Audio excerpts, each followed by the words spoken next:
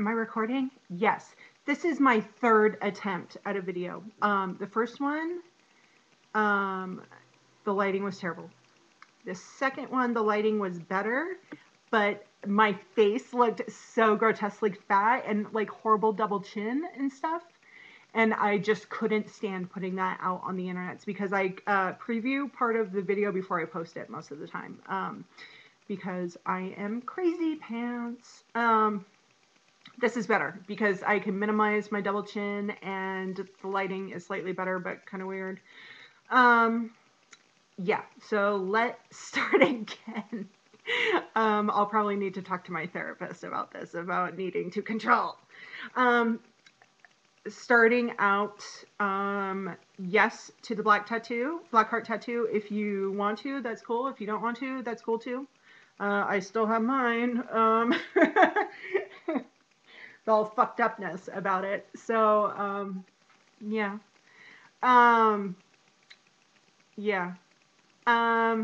So, that's cool about the lyrics. Maybe you can do like two rows instead of just one row. But I think it would be, I don't know why the tattoo artist couldn't do it small like that. I mean, I assumed that they would just have to do single needle, obviously. So, yeah, I don't know about that. Glee, I'm not going to watch it. I'm done with Glee. I'm glad to be done with Glee. So you can tell me all about the Rocky Horror episode. I'm not going to watch it.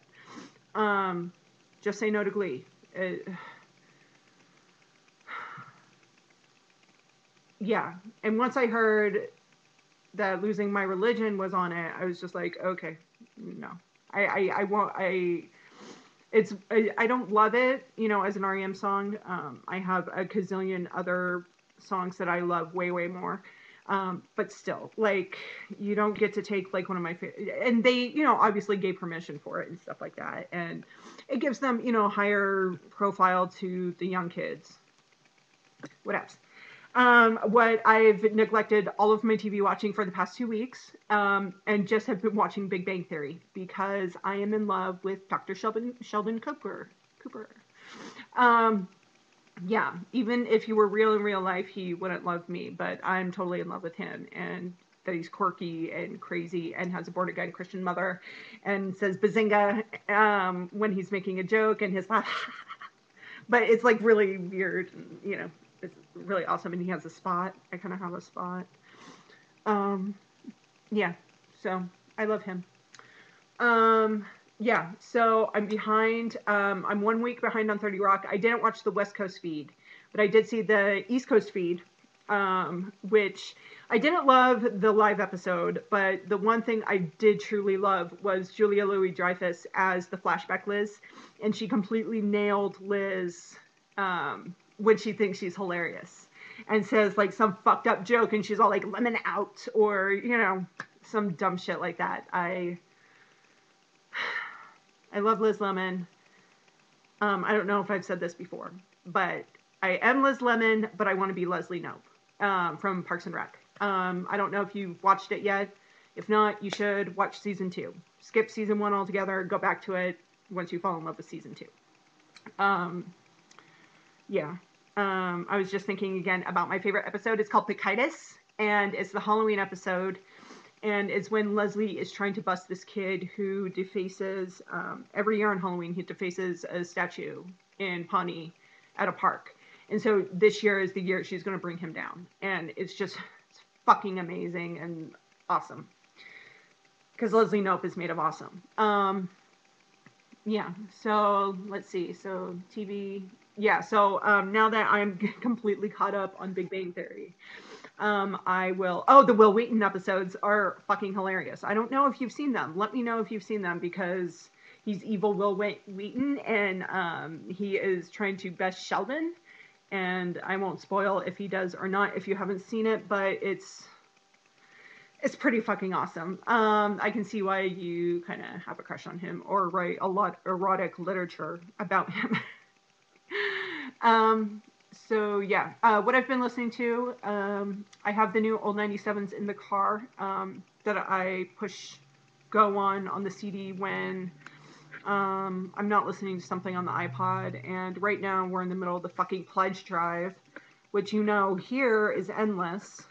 It goes on for like 3 fucking weeks, and it's election season, so I kind of want to hear the news, but yet I don't, because fuck, I am tired of election season. I'm getting calls all the time, especially from Planned Parenthood. I interned for Planned fucking Parenthood. No, I'm not going to vote for Sharon Engel or Joe Heck. Don't waste your time and money on me. Where can I check militant feminist? Like, where can I put out into the universe so it's crystal fucking clear? Militant feminist, don't waste the time and effort and money, whatever, on me. Focus on other people who need that kind of push. Never me. I'm good. I'm with you. Like, yes. Today, there was an ad for Sharon Engel that came in the mail yesterday, and we were trying to get Rocky, my parents' new puppy, to attack the picture. Be all like, get Sharon Engel. She hates puppies, Yeah. So me and my brother and my mother found that so amusing. Even my mother was all like, "Yeah, Rocky, do you need to go to the bathroom?" Like, this is the most crazy she's gotten. And I mean, not very crazy, not like me, where I'm just like, Anyway, what else I've been listening to is the podcasts. I've downloaded The Nerdist, which I haven't listened to yet, and I've been listening to WTF podcast this week. Ira Glass blogged about being on the show on Monday, that it was posted on Monday. And I remember hearing about this show. It's with Mark Maron. He's a comedian. I don't know if you know who he is. He used to be on Air America. He had a couple shows on Air America. I think one of them was with Janine Garofalo, and I adore the shit out of her. So he has this podcast now. And so he interviewed Ira this week. And then when I went to go, I had heard of it before, because earlier this year he had a couple episodes where he interviewed Carlos Mencia and other comedians about Carlos Mencia stealing jokes. So trying to get to the truth about whether he steals jokes or not, and what kind of fucked up shit he does. So it was very, very interesting. I remember, I thought I heard something about it on NPR, which seems right, or on my Twitter feed, or probably both. So I went through and downloaded some episodes, and it turns out like a ton of awesome people that I adore have been on the show, like Maria Bamford, who is one of my favorite comedians. She's a ball of awesome. She's a little tiny ball of awesome.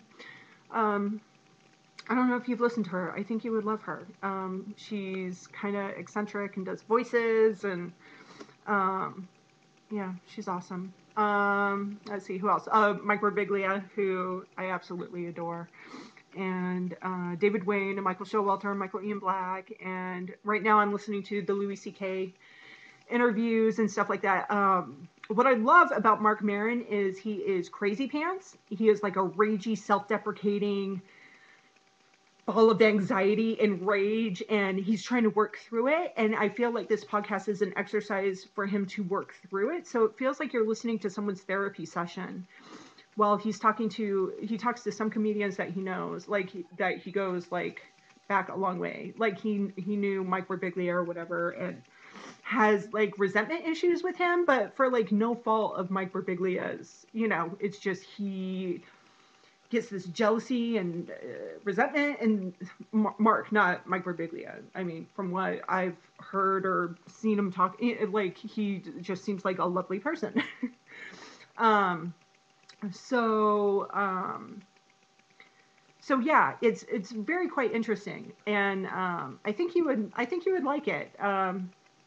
Yeah, so I went through and listened to a few of the episodes before I listened to the Ira Glass episode, and the Ira Glass episode was really good. I listened to it yesterday and today, and it just made me love him even more. It really cemented his bee's kneesness. Is that bee's kneesness? TM, Christina. Yeah. Because it seems like every interview that I read with him or like heard him in, he seems to really because he's such a listener for like what he does and stuff like that, you know, making these stories and stuff, that he seems to take something away from everything he does. Like when he's like interacting with Mark Maron, it's just like it's a real dialogue, you know, not just like him answering questions. Like he's asking questions too, because he's like genuinely interested. And I just find that awesome. The last two recording videos, I said some more awesome, well thought out shit, but this is my third one, and I have to leave in like 40 minutes to go to the Wizard Rock show with Laura. To see the Whomping Willows and 2 other bands, and Laura's really excited, and there's a secret dance that I'm probably going to be really mortified about. I'm probably going to be one of the least nerdy people in the room, which kind of makes me feel cooler. So yeah, I've been listening to a lot of WTF. So there's that. I need to find more podcasts that has women. Speaking of podcasts, I don't think my podcasts have a lot of women. None, which makes me very sad. So when I get home tonight or tomorrow, I'm going to search out some women podcasters, some women pop culture or music, or I don't really want to listen to knitting podcasts. I don't know why. I guess I'm more fascinated with pop culture or interviews or stuff like that. Yeah, so there's that. The last video I did like a whole monologue about how much This American Life means to me. I'll save that for another time. Yes. So did I say what I was knitting? I can't remember. I'm knitting girasoles on my bed, so I actually I've gotten a little bit further than when I believe you last saw it, when you had stayed at my house for a day. So yeah, there's the center. And then, you know, obviously it's the same on the other side. So, yeah, I'm on the last chart, the first repeat of the last chart. So I want to finish it by the end of October, so November 1st I can cast on for the Knit Girl Knit a Sweater month. Because she's so unbelievably awesome, and I stalk her on the Twitter, and she's feminist and awesome, and yeah, and I'm super jealous that you know her and stayed at her house and stuff, because she's really fucking awesome and I want to be her friend. So yeah, there's that. Yeah, I'm going to make the Max hoodie, Max Queen of the Monsters, with the fucking points and the gloves that are connected, which right now would be amazing because it's so cold. And by cold, I mean it's like 50 degrees. And because we went from like 100 degrees 2 weeks ago, had a rainy last week, and like some point of the nights, it's like 50 degrees outside. So it would be really nice to have like a real hoodie that like fits well.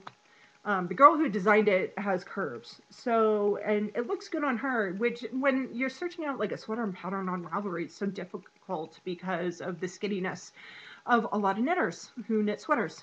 And then it makes me angry and jealous and ragey and bitter. And I'm trying not to be. I'm trying to be more lovely, as I was described yesterday when I was having a discussion with someone. He said, I'm trying to fight with you and you're just being lovely. And that kind of made my day. Even though I'm the office villain now. So I took someone's lunch out of the microwave when it was done and they didn't come fucking fetch it. So, and there was a line. So I fucking took his lunch out. Fucking oh well. Yeah, so I hope I didn't repeat myself in this video because I've essentially repeated myself 3 times now. So I am wrapping it up. It's a little bit different each video, but it covers essentially the same points. So yeah, what I'm reading, Mockingjay. I need to finish it. I think I'm almost there. Then I'm going to finish the Berbiglia book. And then I need to tackle what's on my bookshelf that is guarded by Franny. So yeah, your tweet about coming out in January, that would be awesome. I will have probably 2 days of vacation that I can possibly take. I will have to probably beg to take it.